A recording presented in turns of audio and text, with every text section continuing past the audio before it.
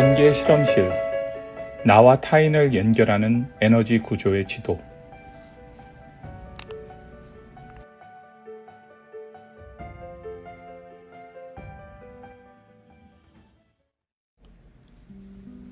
우리는 감정으로 사랑을 시작하지만 진정으로 연결되는 순간은 내가 나로 정렬되고 너 또한 너로 있을 때 찾아온다.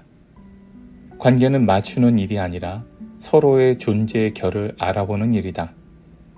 그것은 완성된 형태가 아니라 계속되는 실험이며 그 안에서 우리는 타인을 통해 나를 배우고 나를 통해 타인을 허락하게 된다. 사랑은 구조의 공명을 통해 피어나는 존재와 존재 사이의 가장 위대한 서사다.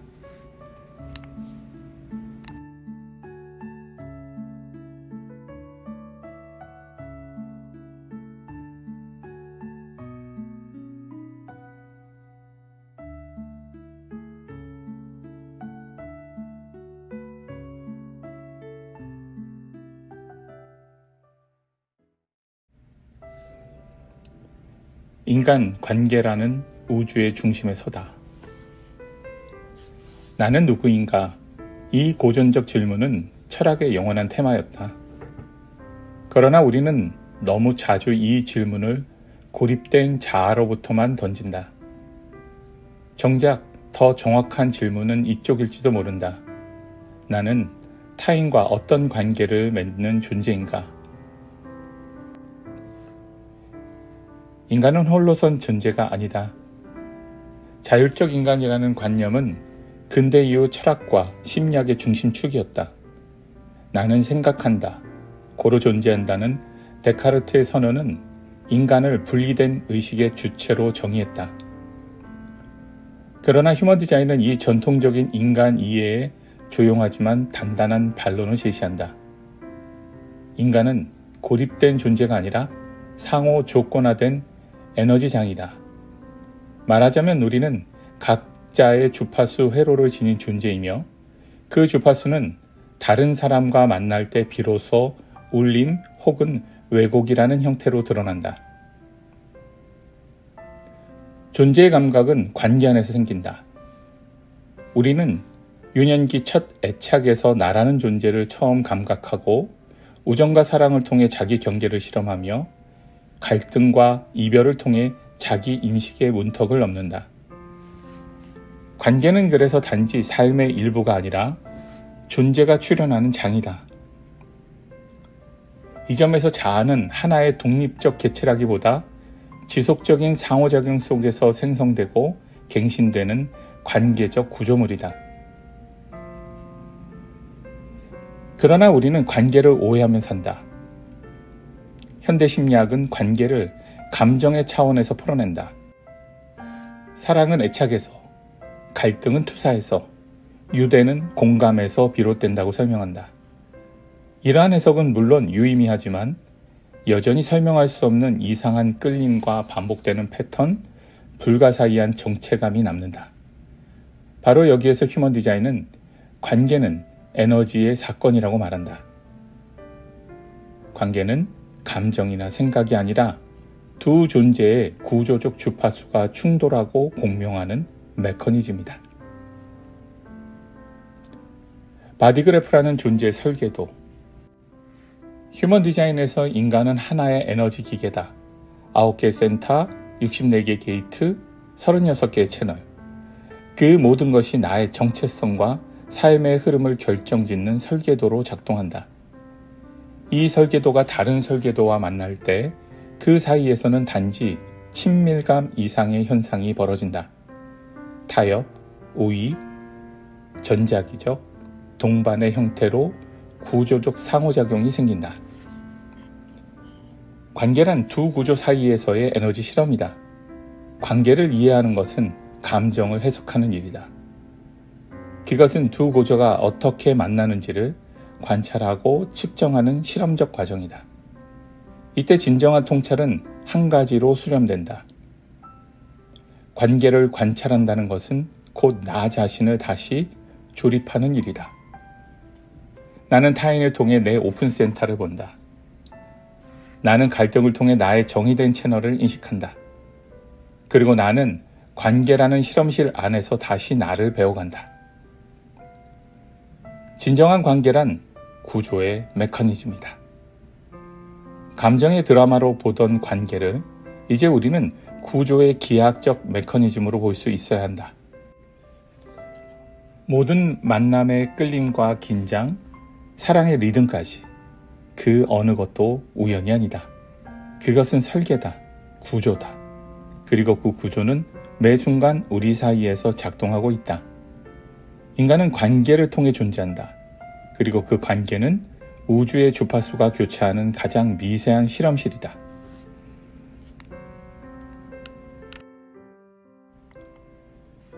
관계란 무엇인가? 감정의 교환을 넘어 구조의 사건으로. 당신은 지금 어떤 관계 안에 살고 있나요? 혹은 더 근본적인 질문을 해보자. 당신은 지금 관계라는 현상을 무엇으로 정의하고 있나요? 우리는 흔히 관계를 감정의 교환, 이해의 형성, 신뢰 구축으로 여긴다. 사랑은 따뜻한 것이고 갈등은 피해야 할 것이며 친밀함은 언제나 좋은 것이라고 말한다. 하지만 과연 그럴까? 전통 심리학의 관점, 감정과 내면의 투사. 프로이트는 관계를 무의식적 반복으로 보았다. 애착 이론은 유년기의 양육 패턴이 평생의 대인관계를 결정한다고 말한다. 인지심리학은 인간이 가진 신념과 해석의 차이를 관계의 핵심 변수로 본다. 이 모든 관점은 일리가 있다. 그러나 우리가 마주하는 설명 불가능한 감정들, 예컨대 낯선 이에게 즉각적인 끌림, 반복되는 갈등의 데자뷰, 혹은 이유 없이 느껴지는 피로감 앞에서 이 설명들은 한계를 드러낸다. 휴먼 디자인의 관점, 에너지의 사건. 휴먼 디자인은 이 지점에서 완전히 다른 관점을 제안한다. 관계는 감정이 아니라 두 에너지 구조 간의 충돌과 공명이라는 사건이다. 라우로. 이때의 사건이란 단어는 중요하다. 관계는 하나의 지속 상태가 아니라 그것은 마치 전기 회로가 접촉될 때의 스파크, 서로 다른 파장이 겹쳐질 때 생기는 공명 현상과도 같다. 구조의 만남, 바디그라프 간의 상호작용. 바디그라프는 단순한 성격 도식이 아니다. 그것은 당신이라는 존재의 에너지 청사진이다. 이 바디그래프들이 서로 만날 때 게이트가 이어져 새로운 채널이 형성되기도 하고 한쪽은 채널 전체를 갖고 다른 쪽은 반쪽 게이트만 갖고 있기도 하며 때로는 똑같은 채널을 공유하거나 서로를 완성시키는 전자기적 끌림이 발생하기도 한다. 이 모든 작용은 관계 안에서 심리보다 더 빠르게, 더 근본적으로 작동한다. 감정이 아닌 구조가 결정하는 것들. 내가 어떤 사람에게 끌리는 이유는 상대가 내 바디그래프의 오픈 센터를 채워주기 때문일 수도 있다. 내가 특정한 사람과 반복적으로 갈등하는 이유는 그가 가지고 있는 정의된 채널이 내 미정의 게이트를 끊임없이 자극하기 때문일 수도 있다. 이해도, 상처도, 심지어 애착도 모두 구조 위에서 벌어지는 현상이다. 실험의 관점으로 관계를 바라보기. 이러한 관점은 우리에게 해석이 아닌 실험을 요구한다. 심리학은 왜를 묻는다. 그러나 휴먼 디자인은 어떻게 작동하고 있는가를 묻는다. 왜 나를 힘들게 하는가? 지금 어떤 게이트 채널이 반응하고 있는가? 이 질문의 전환은 우리를 감정의 노예에서 관찰자로 바꾸며 관계를 비난의 장이 아니라 통찰의 무대로 전환시킨다. 감정보다 먼저 일어나는 구조적 반응. 누군가의 말이 거슬리는 이유는 그 말 때문이 아니라 그 사람의 정의된 아즈나 센터가 내 오픈된 아즈나 센터를 강하게 자극하기 때문일 수도 있다. 그 자극은 감정이 반응하기 전에 이미 에너지 차원에서 일어난다. 즉 감정은 구조적 자극의 부산물일 수 있다. 진짜 통찰. 관계를 구조의 언어로 이해할 수 있을 때, 이제 우리는 관계를 이렇게 정의할 수 있다. 관계란 두 에너지 구조가 만나 특정한 채널과 센터를 통해 상호작용하는 일회적이며 반복 가능한 에너지 사건들의 집합이다. 관계의 패턴은 고정되어 있지만 그 반응 방식은 각자의 전략과 내적 권위에 따라 달라질 수 있다. 즉, 나의 정렬 여부가 관계의 질을 바꾸는 핵심 키인 것이다. 4가지 채널 유형과 관계의 역학, 끌림, 긴장, 우위, 동반의 지도. 우리는 관계를 인격의 문제로 해석한다. 그 사람은 너무 강압적이야. 나는 왜 자꾸 끌리는지 모르겠어. 너무 편하지만 뭔가 지루해. 하지만 이 모든 감정과 상황이 구조적인 상호작용의 패턴이라면 관계는 4가지 채널 구조로 해석된다. 휴먼 디자인에서 2명의 바디그래퍼가 만나면 서로의 게이트와 채널이 반응하며 그 상호작용은 4가지 유형으로 분류된다. 이 4가지는 에너지 구조의 지도다. 각 관계는 이 지도 안 어디엔가에 위치한다. 첫 번째, 동반 채널. 익숙함과 조화, 그러나 변화는 없다. 동반 채널이란 두 사람이 동일한 전체 채널을 공유하고 있을 때 발생한다. 이것은 마치 같은 언어, 같은 리듬, 같은 온도의 파장이다. 관계 속에서 말하지 않아도 통하는 편안함을 경험하는 경우 바로 이 동반 채널의 공명 때문이다. 이 채널이 많을수록 관계는 고유하고 안정적이다. 하지만 지나친 유사성은 관계의 정체성을 부른다. 익숙함은 위로가 되지만 성장은 자극 속에서 피어난다. 키워드: 평화, 관용, 안정성, 단조로움, 변화의 부재. 두 번째, 우위의 채널. 한 사람이 흐름을 주도한다. 우위의 채널은 한쪽은 특정 채널을 완전히 보유하고 있고 다른 한쪽은 그 채널이 어떤 게이트도 갖고 있지 않을 때 발생한다. 이 구조는 명백한 리드, 팔로우 관계를 형성한다. 즉, 한 사람의 정의된 흐름이 관계를 주도하고 다른 한 사람은 그 주도권에 반응하거나 저항하게 된다. 이 채널은 때론 부모-자식, 리더-팔로우 관계처럼 조직적이고 효율적이지만 권위와 수용 사이의 정렬이 맞지 않으면 갈등의 씨앗이 된다. 세 번째, 타협 채널. 긴장이 가장 많은, 그러나 성장의 기회도 큰 구조. 타협 채널은 관계에서 가장 민감하고 복잡한 구조다. 한 사람은 전체 채널을 보유, 다른 사람은 그 채널의 반쪽 게이트만 가지고 있을 때 발생한다. 이때 채널을 갖고 있는 사람은 자신만의 흐름을 온전히 살아가고자 하고 반쪽만 가진 사람은 그 흐름을 이해하고자 하지만 닿을 수 없다. 그 결과 상대방의 완성된 흐름이 계속 나를 자극한다. 이는 때론 흥미롭고 매혹적이지만 장기적으로는 좌절감과 조건화를 만들어낸다. 타협은 깨달음이 없을 땐 고통이지만 인식이 있을 땐 자기 성장의 거울이다. 네 번째, 전자기 채널. 우리는 왜 처음부터 그렇게 끌렸을까?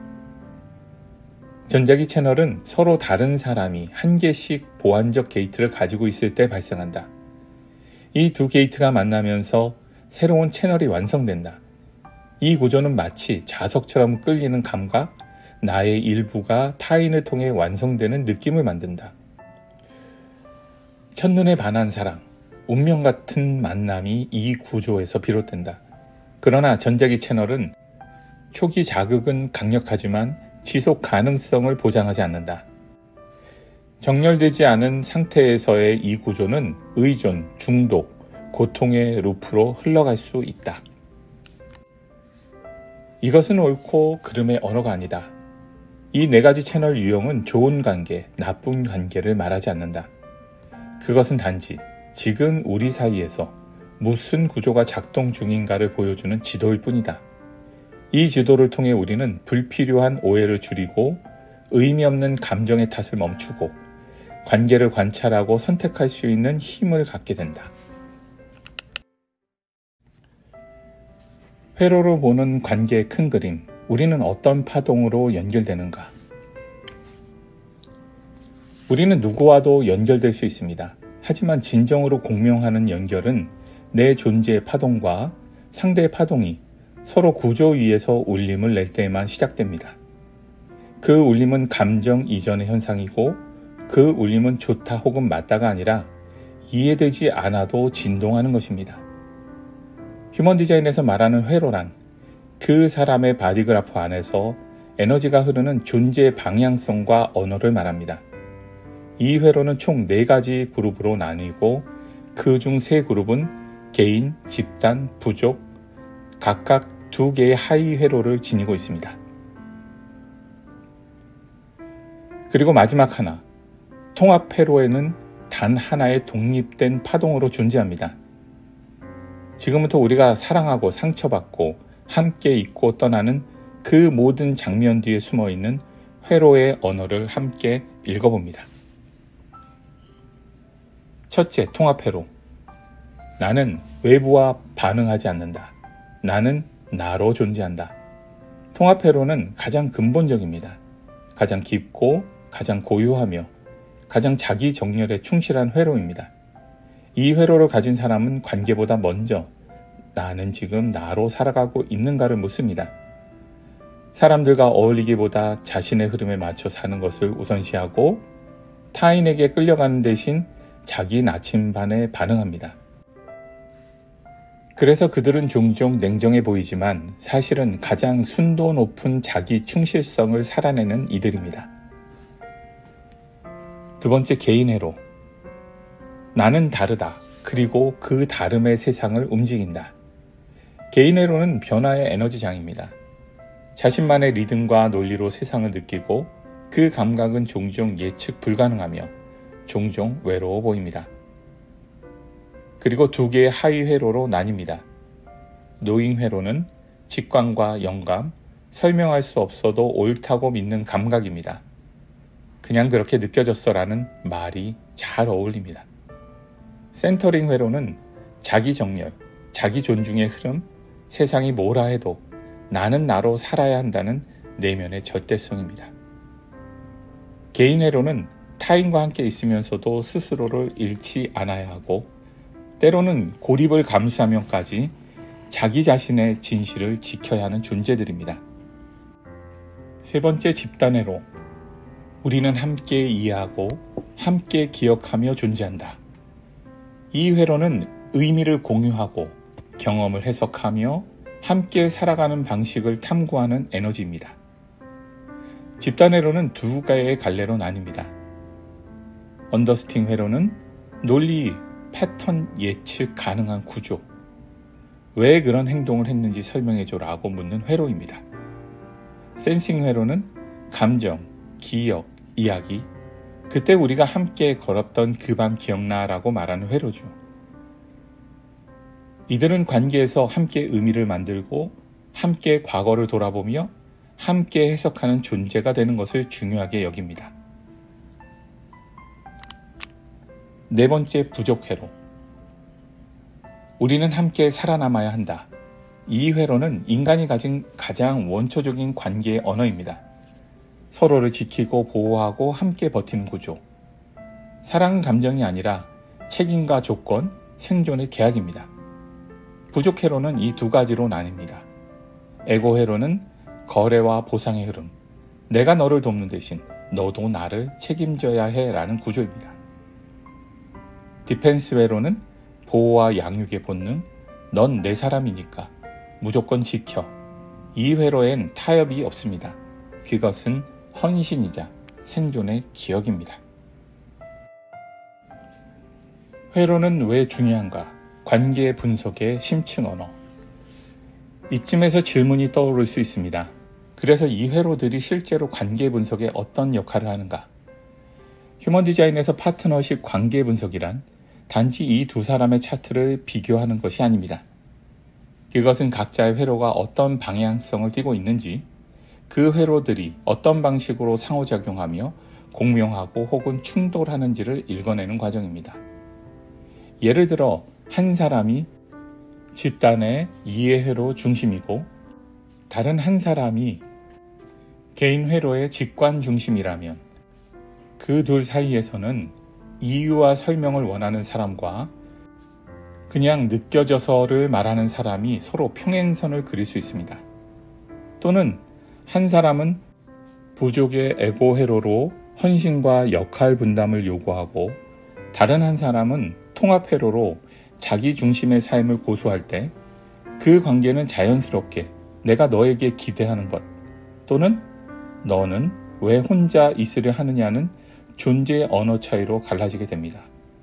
이 모든 구조는 타협이 아니라 통찰의 지침이 됩니다. 그래서 회로를 안다는 것은 단지 나를 이해하는 것 아니라 우리가 왜 그렇게 서로를 다르게 사랑하는지를 이해하는 일입니다.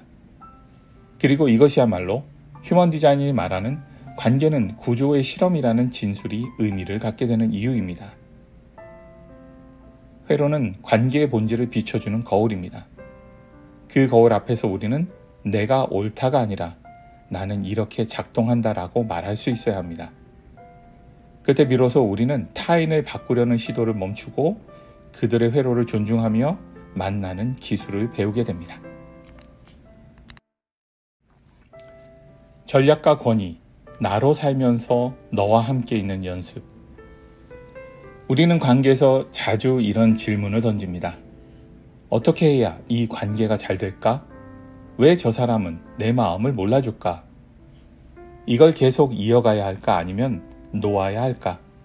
하지만 휴먼 디자인은 이 질문에 전혀 다른 방식을 접근합니다.